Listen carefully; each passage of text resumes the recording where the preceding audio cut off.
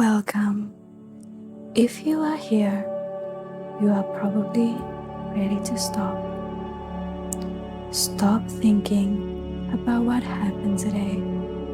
Stop planning what needs to happen tomorrow. Stop the quiet running list in the back of your mind that never quite switches off on its own. This is Eyes Closed, a place where we slow everything down together with stories. Not dramatic stories, not stories that ask anything of you. Just long, gentle, interesting stories about ordinary things. So here is what I would like you to do right now. Find your position, the one you actually sleep in, not the polite sitting up position, but the real one. Pull up your blanket if you have one. Let your shoulders drop away from your ears. Take one slow breathe in through your nose and let it out slowly through your mouth. You don't need to do anything with your hands. Just let them rest. You don't need to keep your eyes open.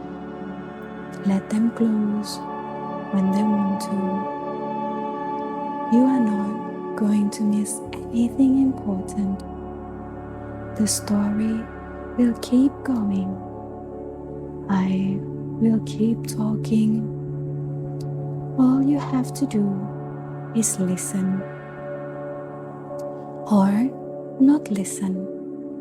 Or somewhere in between, which is the best place to be. Let the day go. It was what it was. Tomorrow is not here yet. Right now, there is only this, your breath, this voice, and a story that is about to begin. Are you ready? Then let's begin. There is a bar of soap somewhere near you, in the bathroom, beside the kitchen sink, in the shower, softening slightly at the edges where water pools beneath it. A perfectly ordinary object that you reach for without thinking. You have reached for it today more than once and gave it not a single thought. Soap is one of the most used objects in the world. Billions of people use it every day. It sits beside sinks on every continent, in homes and hospitals and restaurants and schools. It comes in bars and liquids and foam and gel. It smells of lavender or citrus or nothing at all, or the particular clean smell that we simply call soap, a smell so embedded in daily life that it is the smell of cleanliness itself. And almost no one knows where it came from. Almost no one knows what it actually is, or what it does, or how a substance discovered by accident at a fire thousands of years ago became one of the most important tools in the history of public health. Tonight, we are going to find out. We are going to follow soap all the way back to the ash heaps of ancient Babylon, to the soap factories buried under a volcano in southern Italy, to the medieval markets of Marseille and Castile to the hospital ward of a Hungarian doctor who discovered the most important thing in the history of medicine and was not believed, to the laboratories of Louis Pasteur, and the moment that germ theory changed everything. And then back to the ordinary bar beside your sink. Settle in, let your body go a little heavier. We have a long road to follow. Before the history, the chemistry, because soap is a genuinely remarkable substance, and understanding what it does makes the rest of the story more interesting. Hold a bar of soap under warm water for a moment and feel what happens. The surface becomes slippery. The soap dissolves slightly at the contact point with water. Lather forms when you work it between your hands. That particular white foam that feels like something is happening, like cleaning is actually occurring. Something is occurring. Soap molecules are long chains. A chain of carbon and hydrogen atoms, 8 to 18 links long, with one important feature. The two ends of the chain behave completely differently. One end of the soap molecule is hydrophilic. It loves water. It is attracted to water molecules and wants to be near them. The other end is hydrophobic. It hates water. It actively avoids water molecules, but it loves oil and grease and the oily residues that accumulate on skin. When you wash your hands with soap and water, this dual nature becomes a mechanism of cleaning. The soap molecules surround particles of grease and dirt on the skin. Their oil-loving tails point inward into the grease. Their water-loving heads point upwards towards the water. The grease particle is now enclosed in a shell of soap, with the outside of the shell being water-loving. Water can now carry the whole package away. The grease leaves your skin suspended inside microscopic balls of soap. Rinse down the drain. This is why soap cleans when water alone cannot. Water is polar. It has a slight electrical charge. Grease and oils are non-polar, no charge. Polar and non-polar substances repel each other. Water rolls off grease. Soap bridges the gap. One end polar, one end non-polar, connecting the world of water to the world of oil. The chemical name for this kind of molecule is surfactant, surface active agent. Soap is the oldest surfactant. The principle was discovered empirically by people who had never heard the word chemistry, who had no idea what a molecule was, who knew only that a certain substance made things clean. The oldest known soap recipe in the world is written on a clay tablet, a Sumerian clay tablet. excavated from the ancient civilization of Mesopotamia, the land between the Tigris and the Euphrates rivers in what is now Iraq, and dated to approximately 2800 BCE, nearly 5,000 years ago. The recipe is simple: water, alkali, derived from ash, cassia oil, a fragrant plant oil. The chemistry behind this ancient recipe is exactly the same as modern soap making. When a strong alkali is combined with a fat or oil under heat, a chemical reaction called saponification occurs.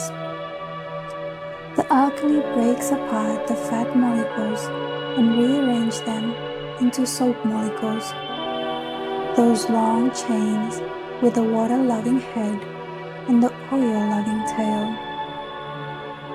The Sumerians did not know the word saponification. They did not know what a molecule was. They knew only that when you combine ash and fat and applied heat, you got something that made things cleaner. Ash was the key. Wood ash, when dissolved in water, produces an alkaline solution, lye or potash. Early soap makers extracted this alkaline liquid from ash and mixed it with animal fat or plant oils. The saponification reaction did the rest. This is a reaction that happens naturally, in the right conditions, without any human direction. Fat and alkaline ash need fire and water will produce soap on their own. Almost certainly, the discovery was an accident. Someone noticing near a fire pit where animal fat had dripped into ash-laden water that the resulting residue had cleaning properties. Thousands of years ago, near a fire by accident, and it changed everything. The ancient Egyptians were meticulous about personal cleanliness.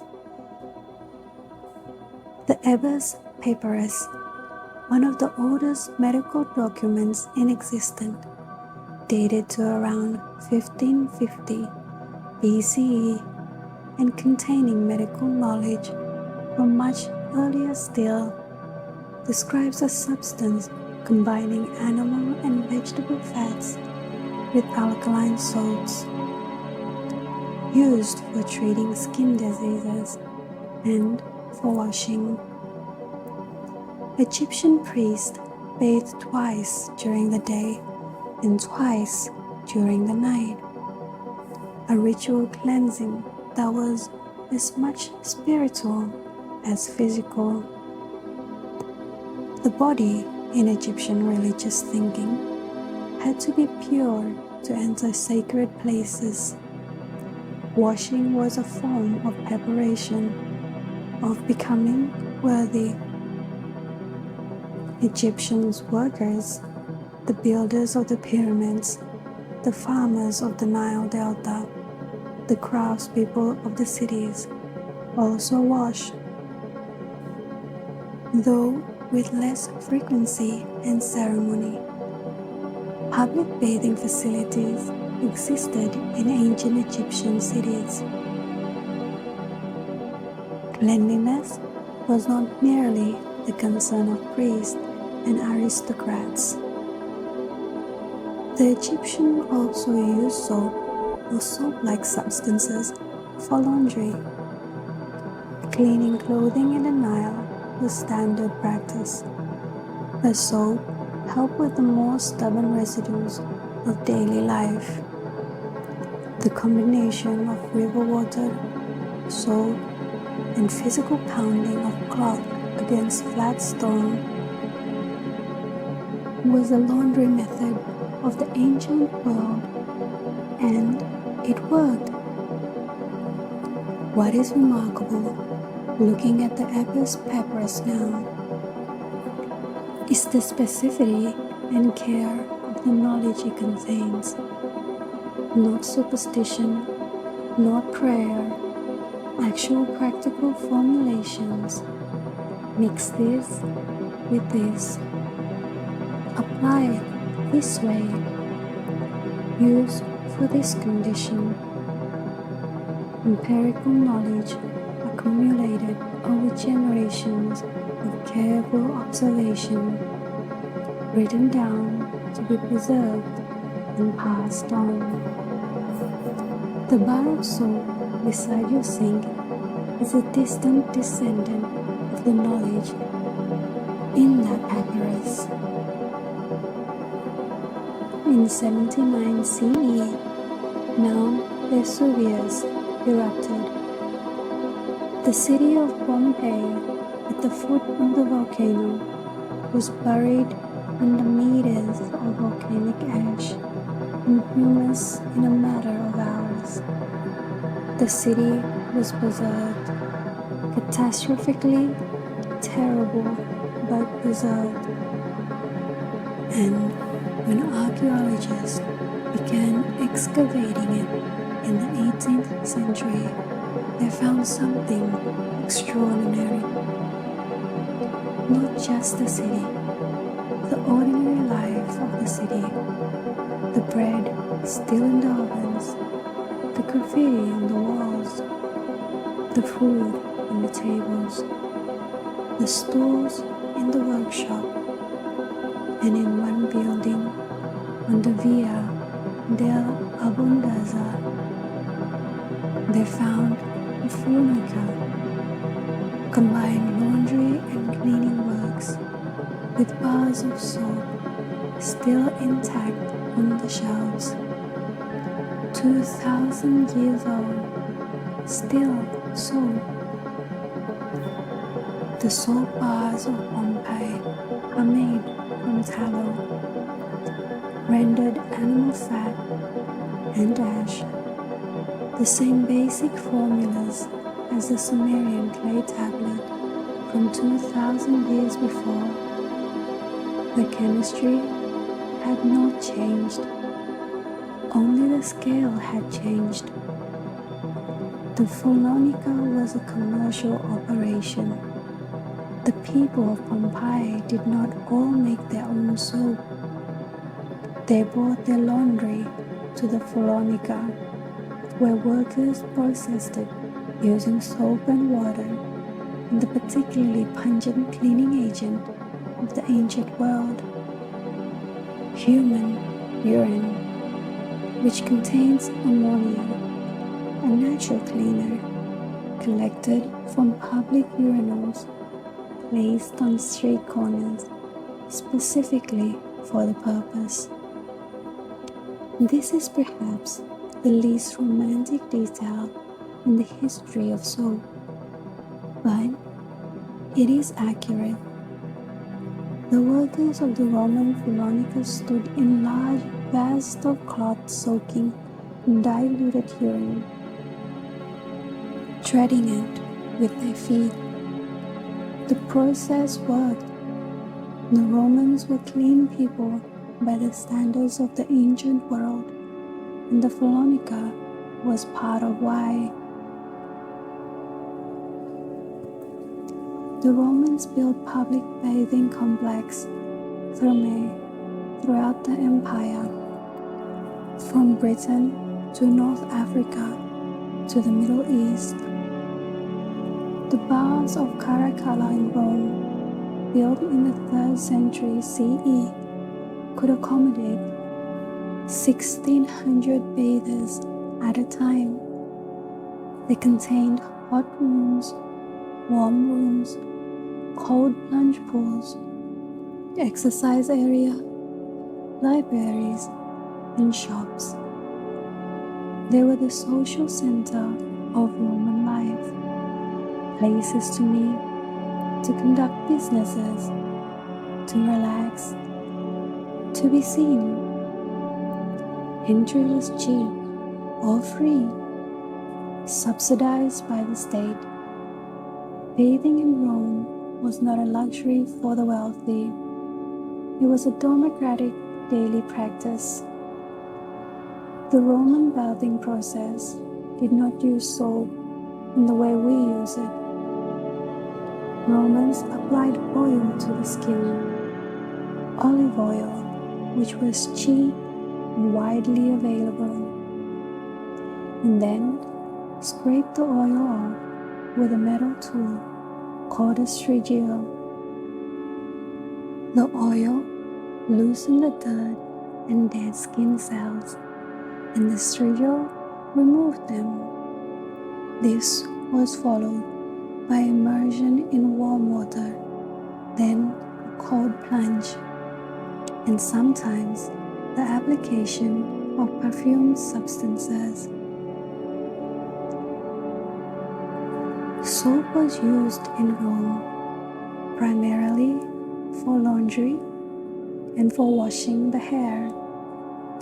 But the Roman approach to personal bathing was oil and scraping more than soap and water.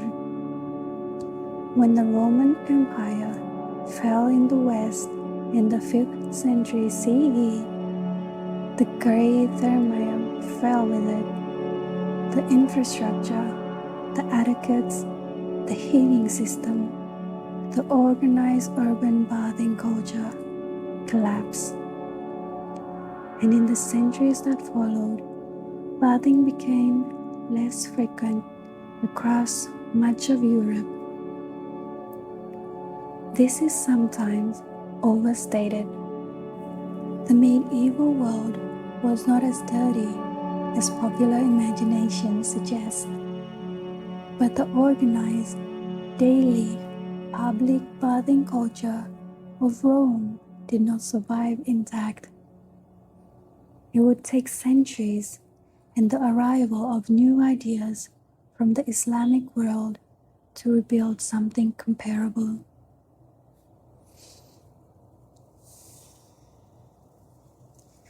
While the bathing culture of Western Europe declined after the fall of Rome, the Islamic world maintained and expanded a sophisticated tradition of cleanliness. Islamic religious law, Sharia, requires ritual cleanliness before prayer. Wudu, the ablution performed before each of the 5 daily prayers, involves washing the hands, mouth, face, arms, and feet with water. Ghusl, the full body wash required after certain states of ritual impurity, involves washing the entire body. These requirements created a constant demand for soap and clean water, and Islamic cities developed accordingly. Public bathhouses, hammams, became central institutions of Islamic urban life, serving both the practical need for cleanliness and the ritual requirements of it. The hammam was architecturally sophisticated, a changing room, a cool room, a warm room, a hot room with a heated marble slab on which bathers lay and was scrubbed and massaged.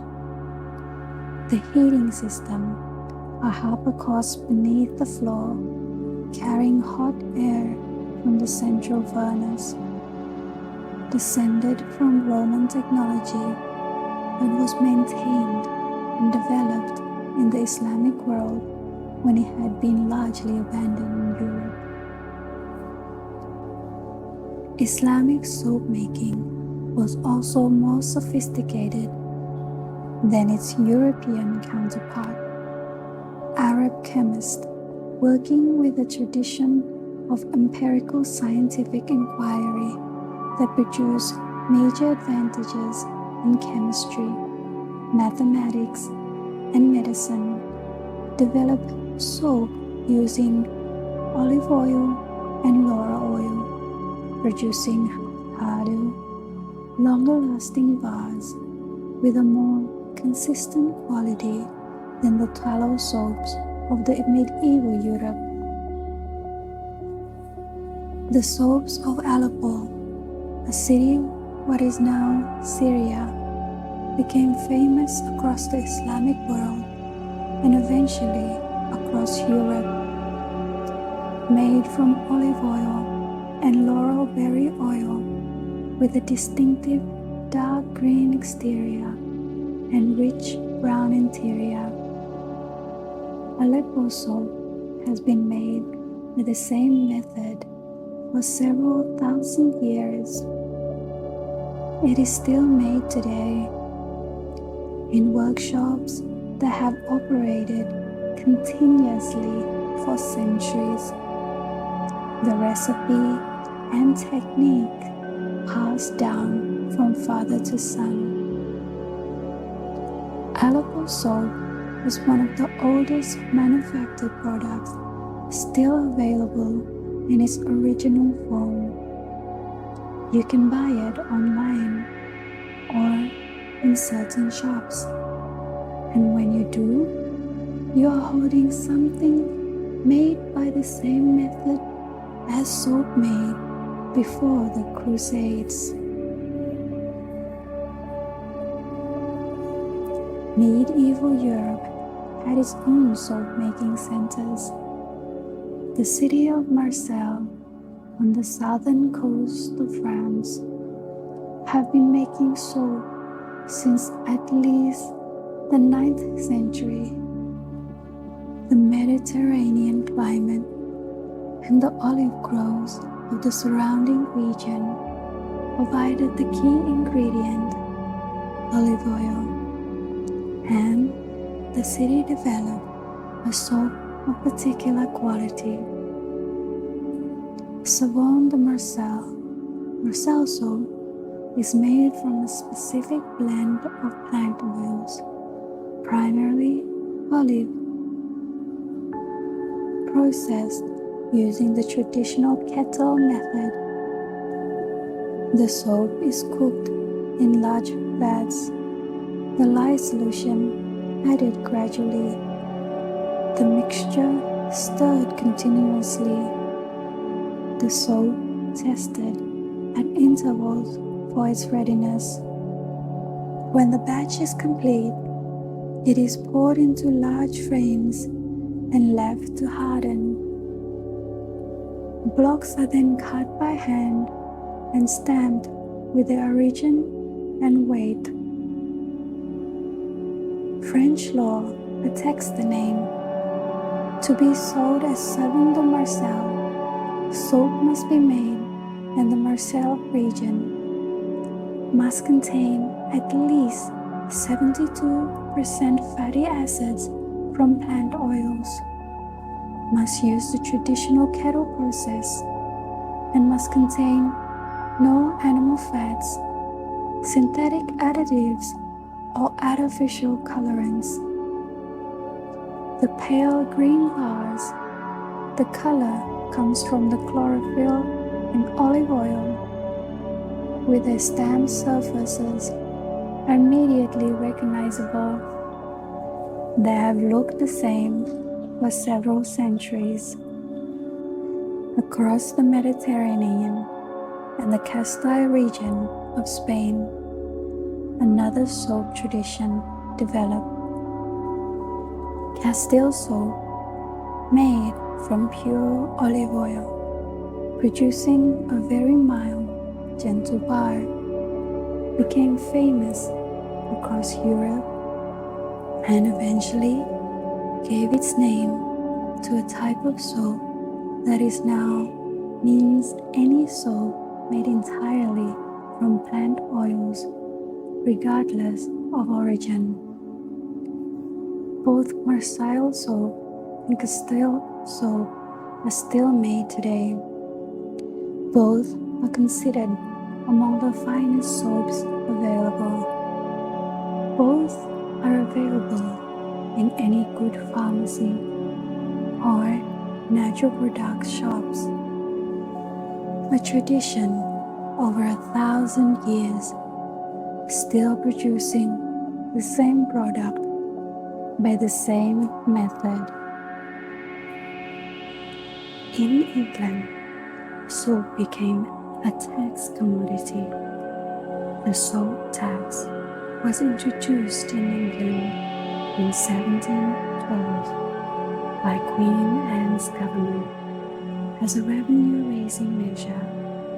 Soap manufacturers had to pay a tax on every pound of soap they produced. Inspectors visited factories regularly to measure and tax production. It was illegal to make soap at home. The crown needed to collect its revenue, and home production was impossible to monitor and tax. The soap tax made soap expensive. For the poor, the majority of the population, soap was a significant household expense. Families used the minimum they could manage, stretched it as far as possible,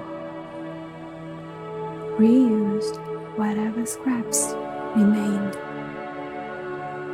The soap tax in England lasted until 1853, 141 years.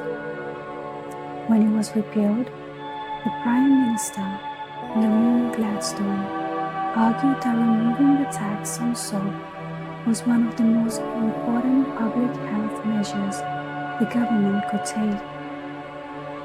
Cheaper soap meant more people washing more frequently. More washing meant less disease. He was right.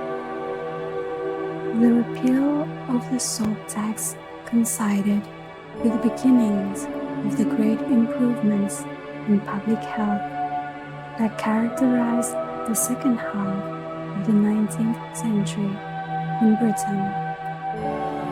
Soap was a part of this, though only part.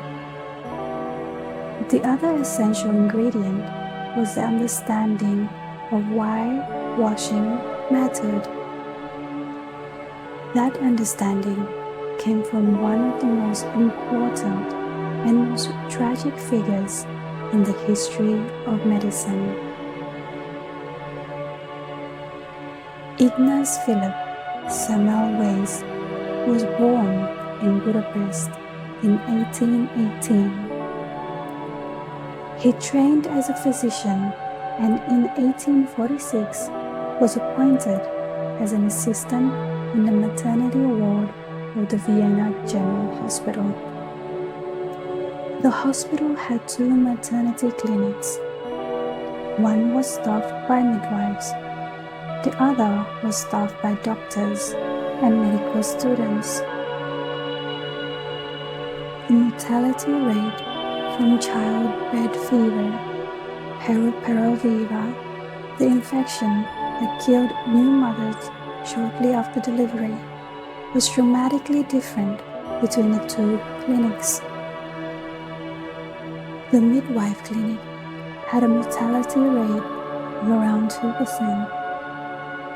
The doctor clinic had a mortality rate of 10 to 35%. So severe was the reputation of the doctor clinic that women in labor in the streets outside the hospital would beg not to be taken there. They knew, without understanding why, that being delivered by a doctor was more dangerous than being delivered by a midwife. Semmelweis observed this and began to investigate. In 1847, his close friend Jacob Kolecka died after a scalpel wound sustained during an autopsy became infected. Kolecka's autopsy showed the same pathological findings as the women who had died of childbed fever. Semmelweis made the connection.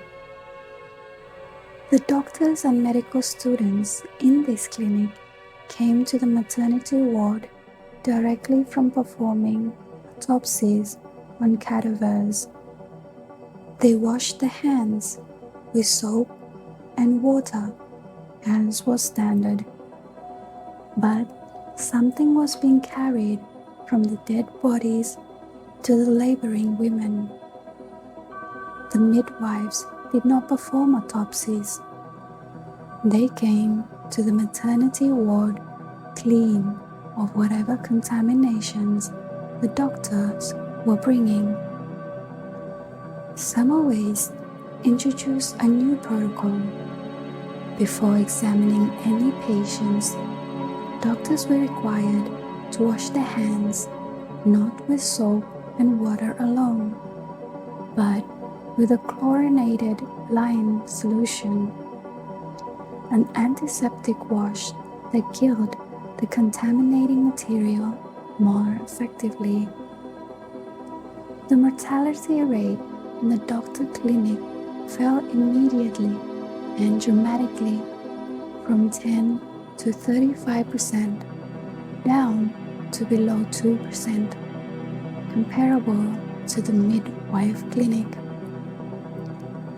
Semmelweis had solved the problem. He had demonstrated with clear statistical evidence that hand washing saved lives. The medical establishment did not believe him.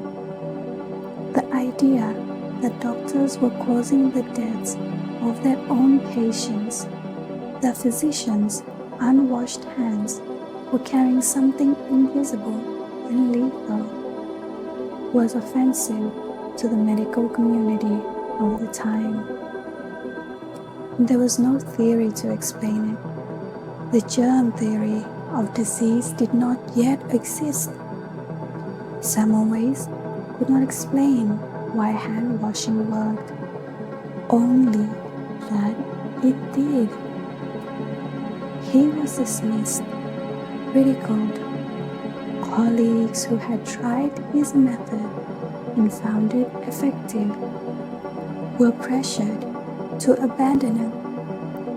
Semmelweis grew increasingly frustrated and erratic.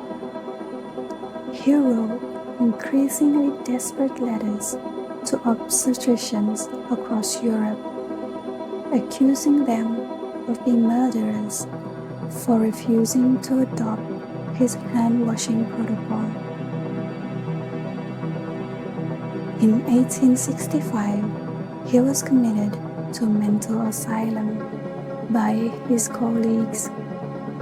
He died there 2 weeks later of an infection. Some accounts suggest the infection was caused by the same type of bacteria that caused the childbed fever he had spent his career trying to prevent. He was 47 years old. 13 years after his death, Louis Pasteur would publish the germ theory of disease. The theory would explain exactly what Semmelweis had observed. The invisible material being carried from corpse to patient was bacteria. Bacteria cause infection. Washing with antiseptic solution killed that bacteria. Semmelweis was vindicated, too late to know it. His name is given to the Semmelweis reflex, the tendency of people to reject new information that contradicts established beliefs, particularly when the new information is uncomfortable or implies wrongdoing. The pattern he identified in his colleagues, the resistance to evidence that challenged their self-image as healers, was real and common enough to name. Louis Pasteur and Robert Koch, working independently in the 1860s and 1870s, established beyond scientific doubt the specific microorganism for specific diseases. This was revolutionary. Disease was caused by bad air, miasma, as had been believed for centuries.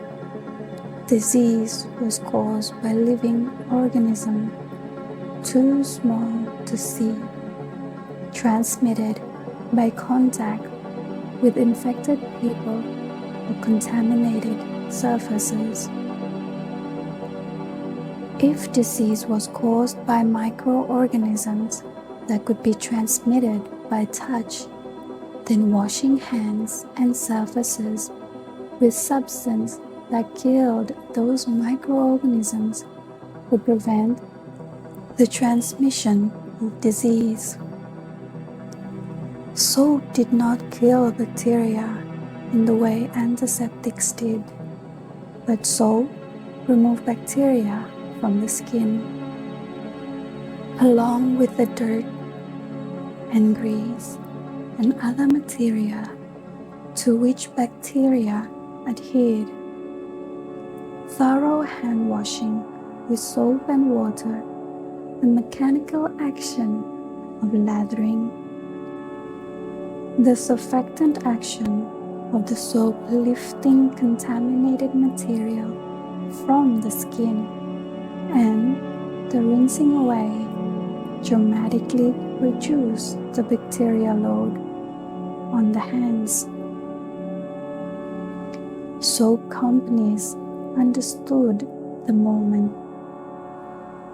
In the late 19th and early 20th century, soap advertising shifted from emphasizing cleanliness as a social virtue, clean people are respectable people, to cleanliness as a health necessity. Germs were everywhere.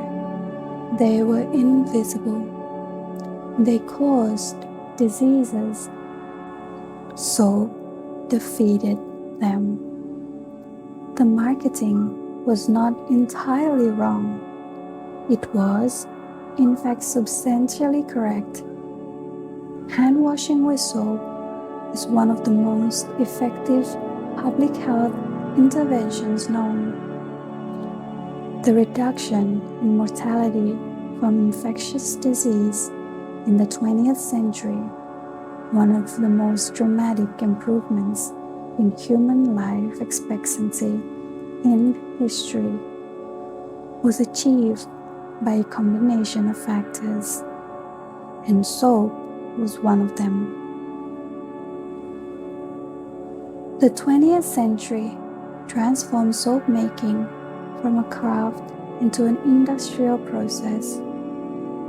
The Lever brothers, William Lever and his brother James, built one of the first soap empires in Britain in the 1880s.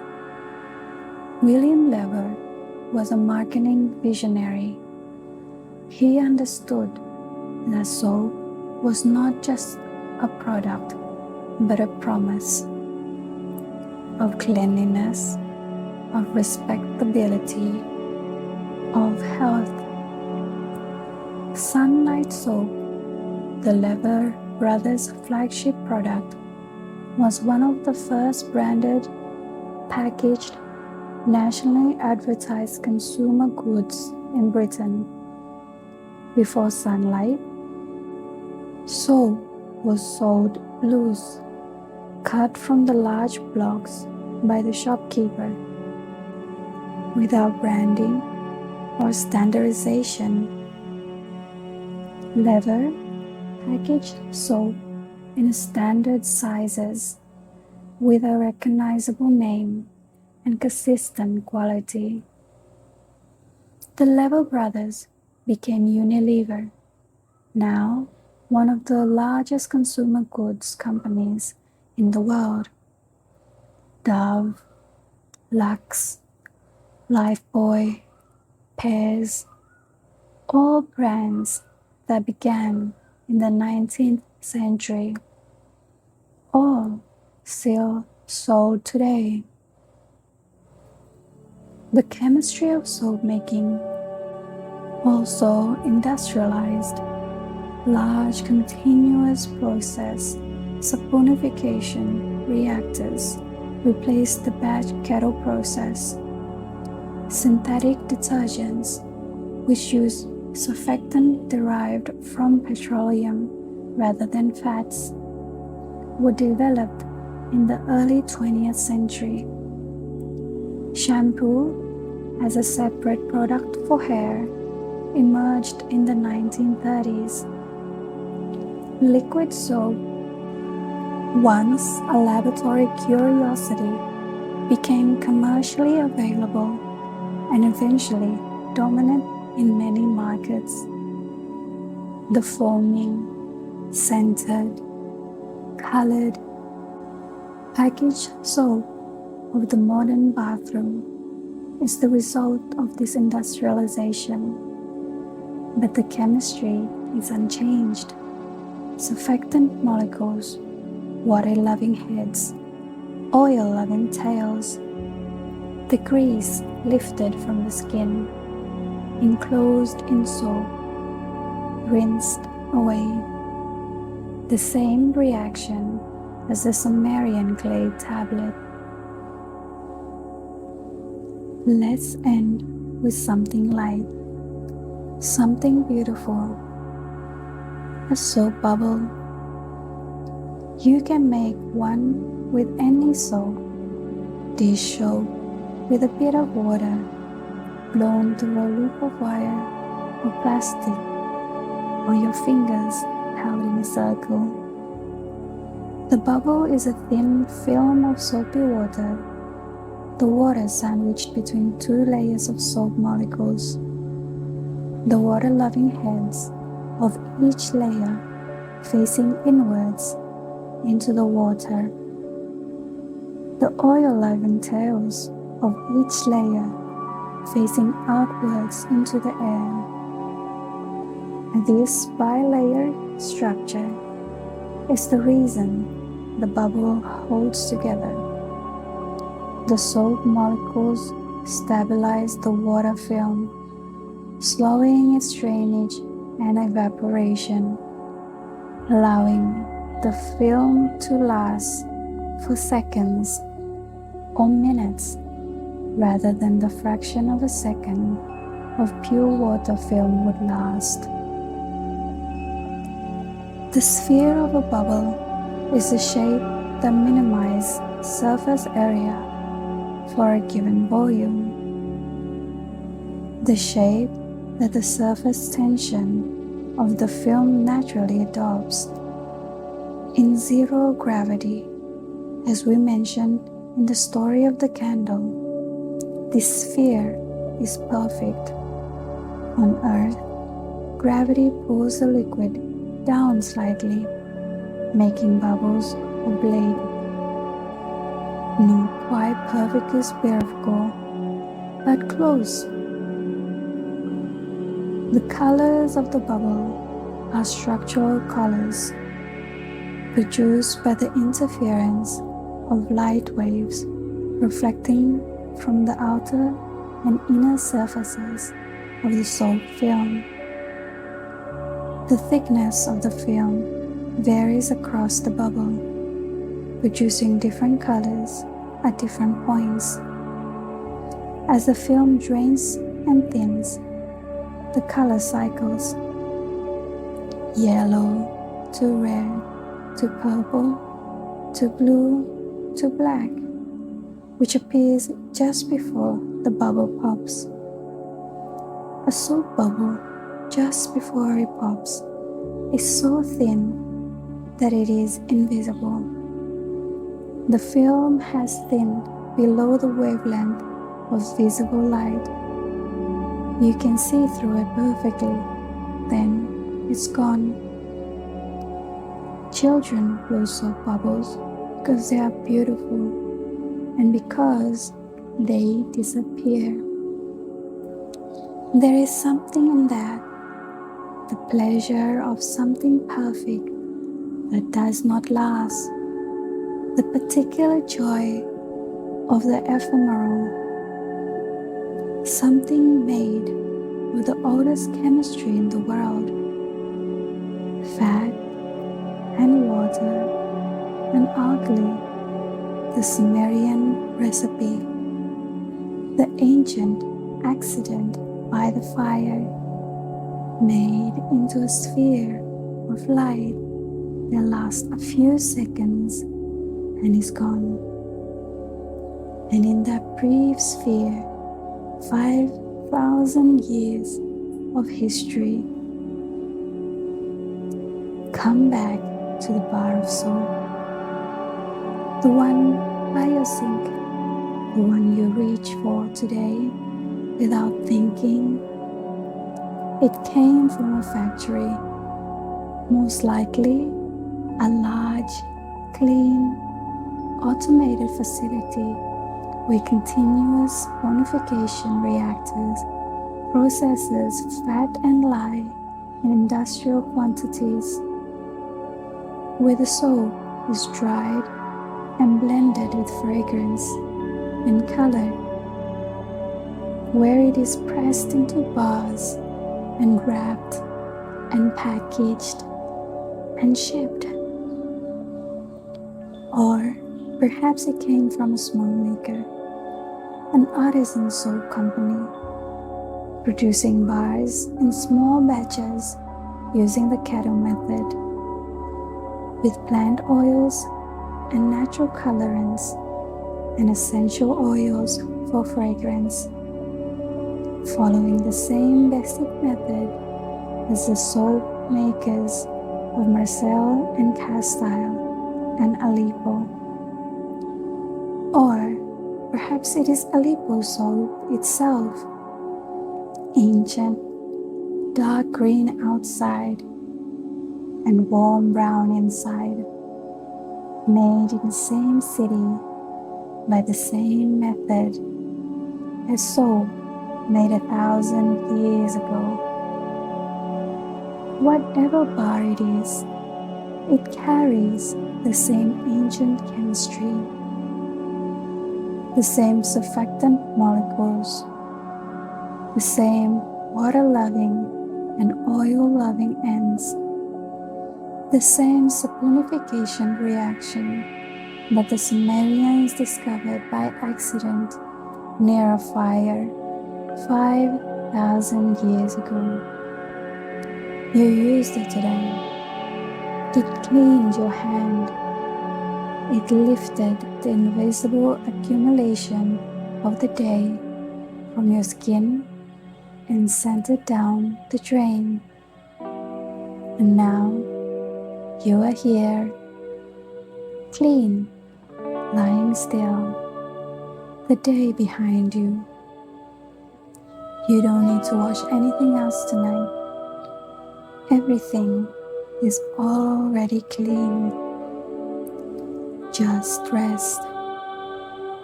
And that is where we will leave it tonight. You came here to rest. And I hope that is exactly what you are doing right now, or close to it, somewhere in that warm, quiet place between knowing and not moving between the story and the sleep. That is the whole point of this. If you made it all the way to the end, or if you are only hearing this now, coming back from somewhere deeper, thank you for being here. It means something that you chose this for your night. There will be another story when you are ready for it. Until then, stay exactly where you are. Let your breathing do what it knows how to do, and sleep well. This is eyes closed. Good night.